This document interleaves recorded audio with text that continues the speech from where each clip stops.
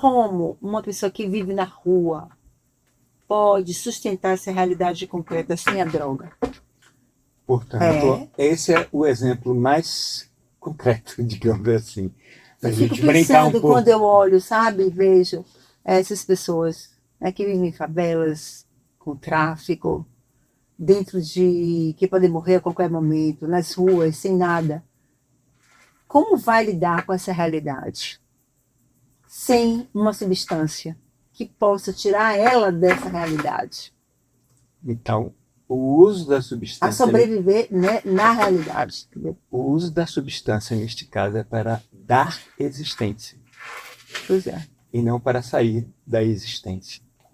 Incrível, né? Mas só pode enfrentar, né, aquela realidade com aquela substância. Então, esta substância que não é lícita tem a mesma função das substâncias lícitas que lidam com o sofrimento psíquico. Incrível, né? Mas é. Você veja como a situação não é tão simples assim. Não é. Como... Outra coisa, aí, para viver nessa realidade, se droga e vai fazer o arrastão. Aí já é uma outra função. Exatamente. Vai ter coragem para fazer esse arrastão. Como? E vai ter coragem também para matar. E para ir à guerra. Que é para ir à guerra. É. Incrível, então, né? assim, mas aí tem o para quê. Né? As pessoas que tomaram, maioria das pessoas que tomaram substâncias para ir à guerra, quando saíram do contexto da guerra, deixaram a substância. Porque era o seu escudo psíquico. Era aquela função. Você usa um escudo com uma determinada função. Seja um escudo físico ou um escudo psíquico. Depois, se é um escudo físico para proteger o seu corpo físico, você não vai usar ele para dormir quando você sai da guerra. Sim, né? sim. Ou da situação de perigo. Que não deixa de ser um tipo de guerra, né? Onde tem os inimigos, né? Uma luta de inimigos. Uma guerra explícita. E uma guerra entre países, que a gente chama de guerra. Né? Então tem que também proteger a mente com alguma coisa para poder ter coragem de morrer e matar. Exatamente. Então ali, nesta direção do para quê, para poder viver na rua, para poder viver nesta sociedade, sim, que para ou aquela nesta pessoa, família, ou nesta família, que para aquela pessoa é difícil, porque aí assim como o corpo físico responde cada um de um modo, o aparelho psíquico, ou a mente, responde também a cada realidade concreta de um modo. Sim. Né? Então, como você disse, para poder suportar viver naquela família ou naquela sociedade, que é esta que a gente está vivendo aqui, por exemplo. É a mesma, mas é como você falou, cada um responde de uma forma diferente. Para existir nesta realidade, as pessoas usam substâncias que protejam a sua mente. E tem condições a ela de ver a realidade concreta de outro modo. Sim. Isto não quer dizer... De fugir né? Eu não gosto dessa palavra fugir, mas de experimentar, achar que não está ali naquela realidade, né? Exato. Só que está. Mas está. E o prejuízo é esse, é o não poder lidar satisfatoriamente no sentido da realidade concreta, né? Da realidade que é social, né? Também é uma realidade concreta, socioeconômica, sociocultural, que sustente essa pessoa ali. Sim. Ela se sustenta psiquicamente, mas não dá conta de responder a esta realidade. Então ele fica marginalizado e, portanto, prejudicado nesta marginalização, além de se usa demais como qualquer outra substância ou droga, mesmo lícita, prejudica o funcionamento do organismo, que também tem seus limites. Sim, claro. Limites diferentes, como a gente viu, mas tem um limite. Mais ou menos resistentes aos efeitos. Né? Exato. Efeitos do ponto de vista do organismo. Diretos físico, e colaterais. E psíquico também, porque a pessoa pode, neste uso que a gente chama de uso abusivo. Por que abusivo? Porque vai além do limite físico e do limite psíquico. Pode haver um prejuízo no funcionamento psíquico e pode haver um prejuízo no funcionamento físico.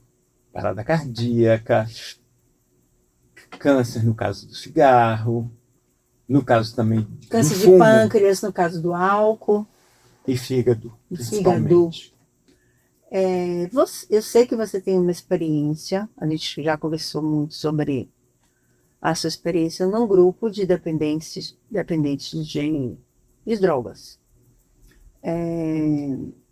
Nessa sua experiência, nessa sua vivência, um dependente de droga que faz o uso abusivo da substância, ele vai ser sempre, a partir do momento, daquele momento, daquela hora, daquele dia, que o gatilho foi, né, foi ligado ali a chave, essa pessoa, no percurso da sua vida, ela pode deixar de ser dependente ou ela vai ter sempre essa dependência?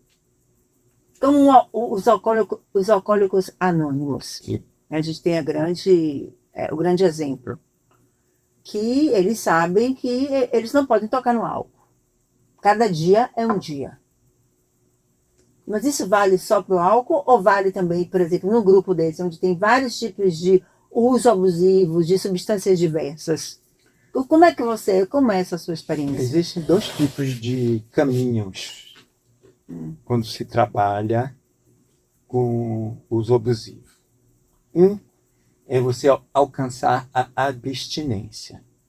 Isto é o trabalho de algumas linhas, né? Como, por exemplo, o Alcoólico Anônimo. Trabalha na direção da abstinência. Ah, tá. Hoje eu fiquei sem beber. Cada esse é um dia método. um dia. É um método. O método que ajuda a sustentar a abstinência. E existe o outro método, que é da redução de danos. Você não vilaniza a substância e você foca no trabalho uma diminuição do dano causado pelo uso abusivo. Então você vai ou trabalhar na redução Do uso. Dentro do possível de cada um, né? Ou na redução de outros danos, como, por exemplo, a divisão de seringa. Qual é o outro dano? Sim. AIDS. E outras doenças. E outros. Né? Sífilis e tudo mais. Então, a consciência de se trocar a seringa e a agulha. Isso aí é a redução de outros Suíça danos. Tem a praça onde eles distribuem, né, as seringas e as agulhas para evitar, que é exatamente isso, né? Já houve uma tentativa de gestação no Brasil, mas também não sei lhe dizer porque houve um recuo. Acredito que por uma pressão Do governo, né? Político. Não.